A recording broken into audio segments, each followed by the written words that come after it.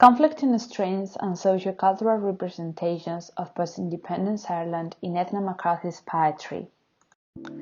Although the Irish physician and Trinity College graduate Ethna MacCarthy has been traditionally known by her relationship with the Nobel laureate Samuel Beckett during the decade of the 1920s and 1930s, the discovery of her early writings among a collection of unpublished papers belonging to her husband, A.J. Leventhal, reveals a skilled translator and an accomplished poet who contributed significantly to the advancement of cultural progress in post-independence Dublin. The recent publication of a volume of her poems, edited by Eowyn O'Brien and Gerald Doe in autumn 2019 by Lilliput Press, reveals an unprecedented interest in a contemporary writer, perhaps best known by being immortalized as the ethereal Alba in Beckett's poetry collection Echoes, Bones and Other Precipitates. MacCarthy's figure deserves to be vindicated as belonging to the group of Irish literati in mid-20th century Ireland who did not go into exile and who maintained some kind of cultural effervescence in the Irish capital despite the rough atmosphere imposed by the authorities of the recently created Irish Free State. She belongs to this group in her own right, and in her work the reader will discover an intriguing poet with a surprising range of paradigms and cultural references. Although our view of MacCarthy cannot remain unaffected by her relationship with Beckett, an examination of the main images, recurrent motifs, and metrical parameters in a selection of her 33 original poems will show a unique and sensitive poet. Other issues in her work, such as her existential preoccupations and her social concerns, will also be analyzed. Far from merely being Beckett's first love and muse, MacCarthy was, in the words of James Nelson, Beckett's official biographer, a remarkable woman for her time, a feminist avant la lettre, intelligent and independent-minded. She was determined to carve out her own career. Dr. Ethna MacCarthy was born in Coleraine, County Londonderry, Northern Ireland, in 1903. Young Ethna was raised by an upper-middle-class Catholic family in South County Dublin. Her father, Brendan MacCarthy, was a renowned doctor who specialized in public health. Before opting for a professional career as a doctor and becoming a celebrated pediatrician, Ethna had formerly advocated for an academic career at Trinity College Dublin, probably fueled by the lure of her family tradition. In fact, her grandfather was the distinguished writer Dennis Florence MacCarthy, and her aunt, Sister Mary Stanislaus MacCarthy, was also a poet. At Trinity College Dublin, MacCarthy was an excellent scholar, one of the most brilliant voices of her generation. She won a scholarship, was a first-class moderator, and a proficient French and English speaker. Eventually, her acquaintance with modern languages allowed her to lecture on this subject in the 1930s and 1940s. Even before the term feminist was coined, Ethna firmly defended women's rights and stood out for her independent, outspoken, and daring personality. In the words of Gerald Doe, Ethna emerges as a writer of impressive achievement and deserves to be better understood in her own right. However, her personal affiliation with Samuel Beckett has made her best known until our days. Ethna was Beckett's first love, though his emotional feelings towards her Trinity College never materialized into a relationship. Ethna was immortalized as the ethereal Alba in his 1935 poetry collection Echoes, Bones and Other Precipitates, as well as his fiction, including A Wet Night, the novel Dream of Fair to Middling Women, and the play Crab's Last Tape. The veiled references to MacCarthy in these works have generated much debate among the critics, for instance Jean Pellin, Mark Nixon, Thomas Hankler, among others, but little has been said about Ethna's performance as a poet. Except for a short number of journalistic reviews and press publications, scant critical attention has been paid to her poems, collected and edited by Gerald Doe and Eowyn O'Brien in autumn 2019. To this moment, Ethna was only known for her professional career as a doctor, her marriage to Count Leventhal in 1956, and her friendship with Beckett, but her poetry remained an unexplored territory. After Leventhal's death, all of Ethna's works conserved in a journal, were donated to Owen O'Brien. Had it not been for Dawes and O'Brien's willingness to see these poems published, these would have remained a little gem preserved in O'Brien's hands.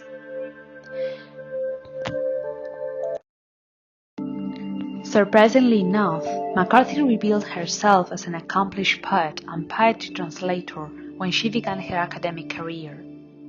In fact, several decades after she published her translations and poems in some of the most famous journals of the 1930s and 1940s, including Ethna, the well-known literary journal from Trinity College Dublin, the Irish Times, and the Dublin Magazine, some of her poems were broadcast by the Irish national broadcaster Radio Ireland, originally RNT, and also included in the London-based Sunday Referee newspaper. Besides, 3 poems, Viaticum, Insomnia, and Ghosts, were published in a renowned anthology, New Irish Poets, edited by Devin A. Garrity and published in 1948 in the United States. Ethna also revealed herself as an accomplished translator, keenly motivated as she was to translate from the work of Stefan George, Diego Hurtado de Mendoza, and Rubén Darío, among many others. These accomplishments, which could have made her one of the most celebrated poets of her time, have remained overlooked for so long. Ethna's aspirations to be an independent, open-minded woman sometimes collapsed with the sore difficulties she had to face along with her whole life. She was diagnosed with throat cancer and eventually died in 1959 at the age of 56. However, her relatively short life was plenty of significant events, permanent images that she honored and revisited in her poems. During her years at Trinity College Dublin, she was completely immersed in the literary and cultural atmosphere of late modernism. There is evidence that Ethna's academic success as a brilliant scholar was paralleled by her social popularity and her independent, outgoing personality. Disobedient to the strict regulations designed to segregate the sexes, she was frequently described as a feminist. She even dared to smoke in public at a time when it was almost forbidden for women. She used to wear bright, low-cut dresses and regularly visited local bars and pubs with no company but her own. In the mid-1930s, Ethna entered the School of Physics at Trinity College Dublin, graduating in 1941 and proceeding in 1946. During this period of her life, she developed a fervent interest in pediatrics and was a physician to the Children's Dispensary at the Royal City of Dublin Hospital, eventually resigning in 1954. Ethna was ambitious and aimed high. She intended to join the World Health Organization, but she did not pass the obligatory physical examination. Determined as she was to pursue her literary aspirations outside the academic realm, she had many original verses and even wrote a one-act play entitled The Uninvited. Flight, her only short story known, was published by Ireland Today in 1937. Death took place too soon for her, but her willingness to struggle with life's inconveniences, her free spirit, and the images, memories, and emotions she portrayed in her poems make the literary testament of a woman of her own time, self-made, audacious, and strong-minded. The poems. When one comes to read Ethna MacCarthy's poems, the most certain affirmation one would make is that much will be said and written about them for many years to come. A vast array of themes come on stage when approaching her verse: historical and feminist perspectives, her influence over some of the most celebrated writers of the 20th century, or as Daniel Seavey puts it, the question of how a widely published writer with 3 poems selected for a groundbreaking 1948 US anthology might be overlooked for so long. Her collected poems not only are representative of her taste for a variety of techniques and wide-ranging ages of poetry, but they also provide valuable insight into the influences that helped develop her own writing style. As a matter of fact, she translated the Bohemian Els Lascaux Schüler, his lifestyle and way of thinking was clearly opposed to herself. Her academic career had a powerful influence over her writing.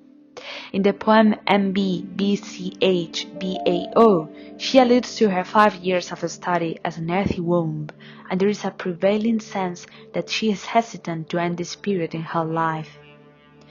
Similarly, her professional career as a physician also had an impact on her poetry. For instance, the poem Viaticum transports us to a night hospital ward. In the same vein of thought, the Charity was written on the occasion of the bicentenary of Rotunda Hospital, whereas the theatre dwells on the experiences of a trainee doctor, probably based on her own experiences from her time as a practitioner in the East of London or in Dublin, a city frequently mentioned in her poetry.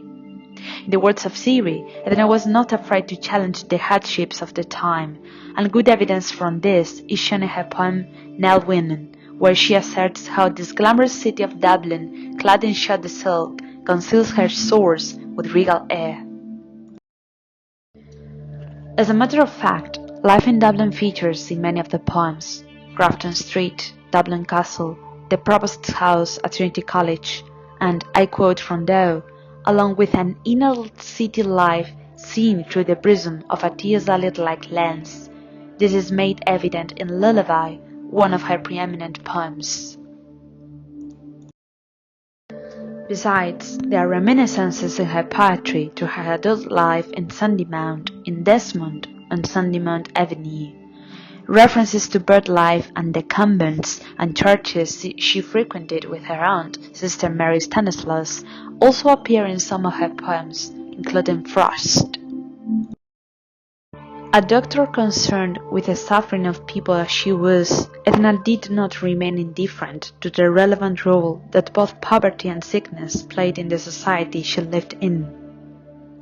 In poems like The Theatre, Viaticum, and The Charity, MacCarthy establishes a clear correlation between her professional career as a doctor and her performance as a poet. Far from merely depicting the calamities that she witnessed as a physician, there is a pervading sense of melancholy and unattainment in her poems. I quote from Doe, from the earliest of the poems written in her early 30s to the work published in her final decade, the conflicting strains of an emotional energy seem caught up in the conventional and performative aspects of her life. This can be clearly seen in The Theatre, where she expresses herself in a mocking tone. I quote, "I seem to sway, holding the stray, waiting and waiting. What did the sister say?" At the same time, the myths and fables present in her readings also found their own realm in MacCarthy's poetry by means of a personal questioning of her own existence, like in Barcelona. Barcelona is very much indebted to the romantic references in MacCarthy's readings and lectures that she probably made use for the sake of her own poetry. This poem clearly enacts a transmutation of the poetic persona. The poetic voice addresses the mariner. However, a feasible interpretation would be her identification with the figure of the mariner. Thus, she would ask herself, "Where now is my ship?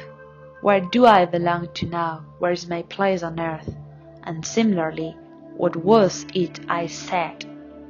For now her head was blank, devoid of the ability to give voice to her inner thoughts, immersed as she was in the cosmopolitan yet suburban atmosphere of Barcelona. Two of the most striking effects of MacCarthy's poetry are her handling of deft assonantal rhymes, white, meet, understand, head, said, and the manner in which she portrays surprising and anticipated events in her poems. In song, for instance, she addresses its fairy coach of sparkling glass, and "Dag the road we must traverse, that crystal coach a lamplit hearse." Even in Untitled, one of the most connotative poems she ever wrote, there are glimpses of sordid images, drenched motives which allude to a pervading sense of unfulfillment and despair.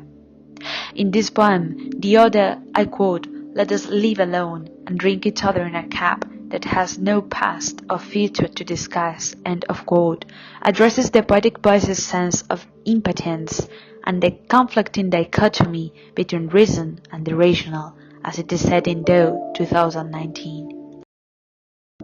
But several years before MacCarthy wrote Untitled, she had reached her own poetic realm with The Migrants, a poem that remains unparalleled among others penned by her.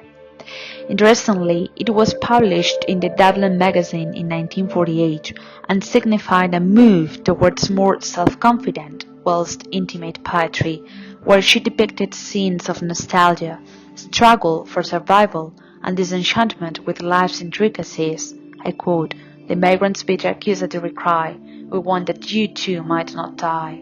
End of quote. The imagery in this poem is extremely powerful. Desperation permeates the whole creation, and a deaf cry of desperation subjugates the migrants, now incarnated in flying birds as the paradigm of the freedom they were devoid of. In the same spirit, All Toys enacts a diffuse atmosphere of disorientation. In all, the network of relationships MacCarthy established with various European artists across different nationalities, cultures, and languages testifies to the cultural awareness she had in common with her Irish contemporaries, as it is said in Doe 2019. Her acute sense of literary modernism, together with her handling of traditional forms of lullaby and songs she took from the Spanish tradition, conferred her verse an exceptionally rich and versatile nature. Hers is the poetic exercise of an accomplished writer, the materialization of a woman's deepest concerns by means of a web of allusions, unanswered questions, and vivid representations of anguish, nostalgia, and costumerism. Not only was MacCarthy sensitive to her own personal experiences, her poetry also embodies testimonies of hopelessness and deprivation materialized by the constrained voice in poems such as The Migrants and All Toys. In all, her embryos of eternal sleep, Descending Years, and the famished utterance of the migrant birds compose an accurate portrayal of human sensibility, appended with hints of endurance, self-determination, and hope.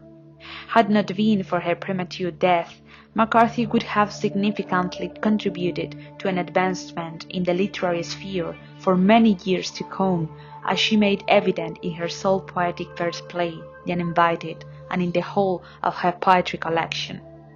However, it is high time that the boundaries of oblivion that unintentionally took her apart from the poetic canon are superseded by a renewed surge of interest in the genuine, legitimate poet Ethna MacCarthy was.